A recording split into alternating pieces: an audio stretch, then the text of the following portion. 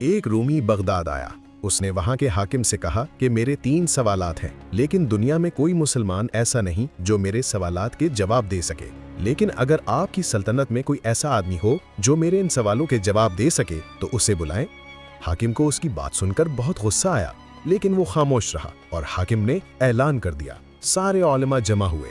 امام صاحب ابھی چھوٹے ہی تھے، وہ بھی وہاں موجود تھے۔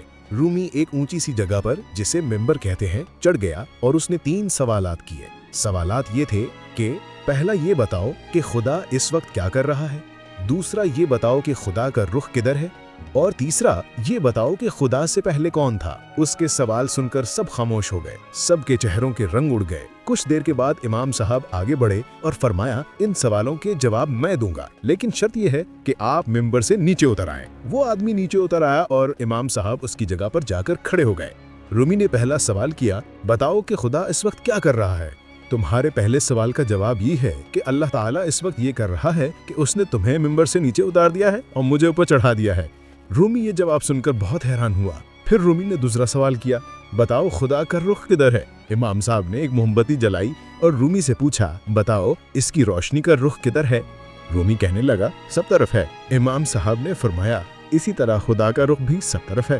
یہ سن کر سب مسلمانوں کے چہرے پھولوں کی طرح کھل گئے۔ رومی بولا کہ بتاؤ خدا سے پہلے کون تھا۔ امام صاحب نے اس سے کہا، گنتی گنو۔ رومی نے گننا شروع کیا۔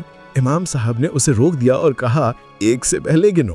رومی بہت پریشان ہوا، کہنے لگا، 1 سے پہلے تو کوئی گنتی نہیں ہے۔ امام صاحب نے فرمایا، جس طرح 1 سے پہلے کچھ نہیں ہے تو بس فاصلہ ہو گیا، پھر خدا سے پہلے بھی کوئی نہیں ہے۔ یہ بچہ اور کوئی نہیں بلکہ امام اعظم ابو حنیفہ تھے۔ رومی امام ابو حنیفہ رحمۃ اللہ علیہ کے جوابات سن کر چند لمحے ایسے خاموش ہوا جیسے اس کی ساری دنیا رک گئی ہو۔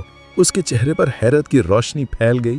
وہ دھیمی آواز میں بولا، میں نے زندگی میں اتنی گہری حکمت، اتنا پاکیزہ علم کبھی نہیں دیکھا۔ اگر ایسی روشنی اسلام کی ہے تو یقیناً اسلام ہی حق ہے۔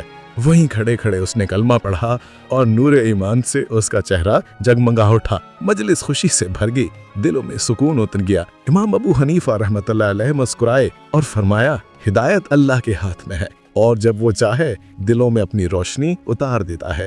امام ابو حنیفہ رحمۃ اللہ علیہ وہ عظیم ہستی تھے جن کا علم دلیل سے روشن، گفتگو حکمت سے بھرپور اور زندگی اللہ کی رضا سے جگمگاتی تھی۔ ان کی مجلس میں بڑے بڑے فلسفی اور دانا لوگ خاموش ہو جاتے، کیونکہ وہ صرف جواب نہیں دیتے تھے، دلوں میں یقین جگا دیے تھے۔ آپ تابعی تھے، صحابہ رضی اللہ تعالی عنہم کے شاگردوں سے علم لیا اور اسی نور نبوت سے سیکھ کر پوری امت کی رہنمائی کی۔